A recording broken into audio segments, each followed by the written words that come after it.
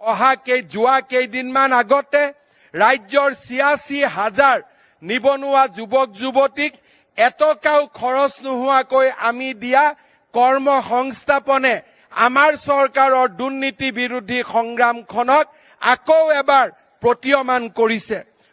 কিছুদিনৰ ভিতৰতে মই আকৌ ২২,০০০ চৰকাৰী চাকৰি মুকলি কৰি দিয়াৰ সিদ্ধান্ত আকৌ এবাৰ আপোনালোকৰ আগত ঘোষণা কৰিছো। শ্ৰদ্ধাৰ ৰাইজ, তলত থিয় হৈ মই অসমৰ যুৱক যুৱতীসকলৰ লগত দুআষাৰ কথা পাতিব খুজিছো। আমি অসম কিমান দিন পিছুৱাই থাকিম? কেৰালা, কৰ্ণাটক, মহাৰাষ্ট্ৰৰ ছাত্ৰ ছাত্ৰীসকলে যদি সৰ্বভাৰতীয় প্ৰতিযোগিতাত নাম উজ্বলাব পাৰে, আমি অসমৰ যুৱক যুৱতীসকল আমি কিয় পিছুৱাই থাকিম? আমাৰ ছাত্ৰ ছাত্ৰীসকল আমি কিয় পিছুৱাই থাকিম? মেডিকেল ইঞ্জিনিয়াৰিঙৰ সিটবিলাক আমি ল'ব কিয় নোৱাৰিম?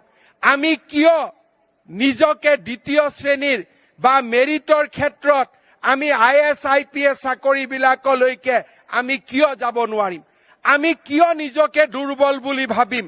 আমি কিয় নিজকে মানসিকভাৱে আন ৰাজ্যৰ যুৱক যুৱতীতকৈ আমি কম শক্তিশালী বুলি ভাবিম? কেইদিনমান আগতে নিজৰ জ্ঞান আৰু যোগ্যতাৰ ফলত লখিমপুৰৰ যুৱক চয়ন দত্তই চন্দ্ৰযান-3ত জড়িত হ'ব পাৰিছে। জিতেন্দ্ৰনাথ গোস্বামী ডাঙৰীয়াই ইয়াৰ আগতে চন্দ্ৰযান-1 আৰু 2 লগত জড়িত হৈ আছিল।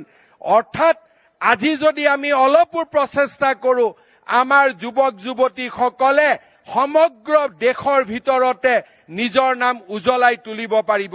মই আমাৰ ছাত্ৰ ছাত্ৰীসকলক আহ্বান জনাম, আপোনালোকে যেন জড়তা ত্যাগ কৰে, প্ৰতিযোগিতাৰ মানসিকতা নিজৰ জীৱনৰ লগত সমাহিত কৰি লয় আৰু IAS IPS ইঞ্জিনিয়াৰিং মেডিকেল প্ৰতিটো ক্ষেত্ৰতে অসমৰ যুৱক যুৱতীসকলে যাতে আকাশ চুব পাৰে তাৰ বাবে মই আহ্বান জনাম। পিতৃ মাতৃসকলক আহ্বান জনাম যে যুৱক যুৱতীসকলৰ মাজত প্ৰতিযোগিতাৰ মানসিকতা এটা নিৰ্মাণ কৰক। আন্দোলন বিবৰ্জিত পৰিৱেশ, স্কুল আৰু কলেজত শিক্ষাৰ এক সুন্দৰ পৰিৱেশ নিৰ্মাণৰ যোগেদি আমি অসমৰ ছাত্ৰ ছাত্ৰীসকলক এক সুন্দৰ জীৱন দিব পাৰো। মই বিশ্বাস কৰো যে আজি আমি সংকল্পবদ্ধ হ'ম যে অসমৰ ছাত্ৰ ছাত্ৰীসকলক আমি দেশৰ ভিতৰতে সৰ্বশ্ৰেষ্ঠ আৰু বিশ্বৰ ভিতৰত জনপ্ৰিয় আৰু বিশ্বৰ ভিতৰত উজ্বলি উঠোৱাৰ বাবে আমি এক পৰিৱেশ নিৰ্মাণ কৰিম।